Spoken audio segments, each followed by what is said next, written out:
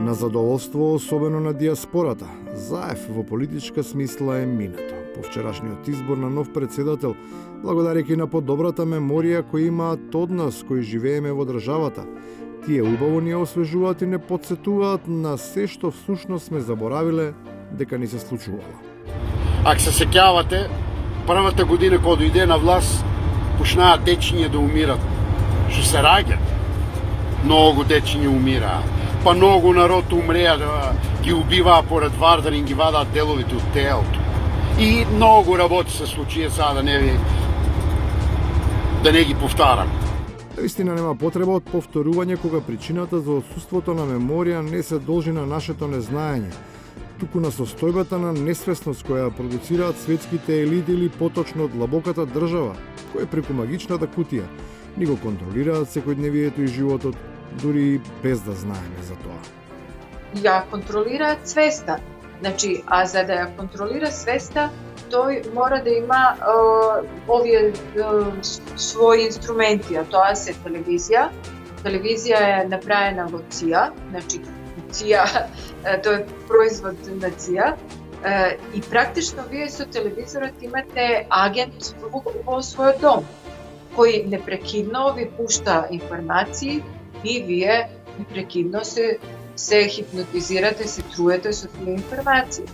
Така и ни се случи масовната заблуда со коронавирусот. Среќа што има мудри луѓе од Битола кои не ја расчистуваат таа магла и со сето свое знаење и прегледи на социјалните мрежи укажуваат на непобитни факти за негативните ефекти на вакцината, која како што тие со научни истражувања утврдиле, најчесто се огледа со примерот на спортистите кои како што велат, поради неа како покосени паѓаат на борилиштата. Најпрво беше нели онај Кристијан Ериксен од Данска, на следот такмица пак на човек дете дури не може да се опорави, сега ќе почне со тренинзи. Значи тоа беше на тоа, значи пола година човекот не може да се опорави. А спортист е чист здрав, така трчеше така во форма.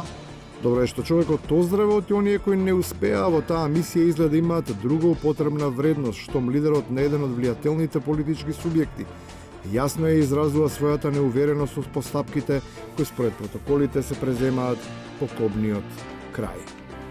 И се закопуваат во лимени сандуци, што е симптоматично, значи не се дава да се отвори сандакот, да се види во која состојба, во каква состојба е телото на починатиот. Значи тука се раѓа еден сомнеш дека можеби се искористуваат тие нестрикни луѓе за вадење на органи, трансплантација кај луѓе кои што им требаат тие органи. Може да не веруваат во медицината и да протестираат против вакцините и маските, но се подготвени да носат фолии со шпиц на главата за да се одбранат од 5G мрежата и како надрилекари, приватно да ги нудат своите алтернативни знаења за лекување на најразлични болести. Ова е хиџама, стар лек, повеќе од 1400 години, се користи за лечење на мигрена, висок притисок, депресија, синуси и така натаму. Ова е еден пример да видите. Ова е лоша крв, токсини. Во државни болници го нема, само на приватни установи може да се најде. Моментално Емин болува од синуси. И на крајот, сите зборуваат за тоа дека се што прават е за децата. Еве директорката. Добро утро. Добро утро. Како сте? Одлично, благодарам. Вие како сте? Добри сме. Драго ми е. Повели. Лена треба да влезе и нема да почитува протоколи, како што... Нема да плачеш, сунце. Нема Нема да потреба. плачеш. Сакаш нормално. Не се секирај. Лена мача. Лена мача.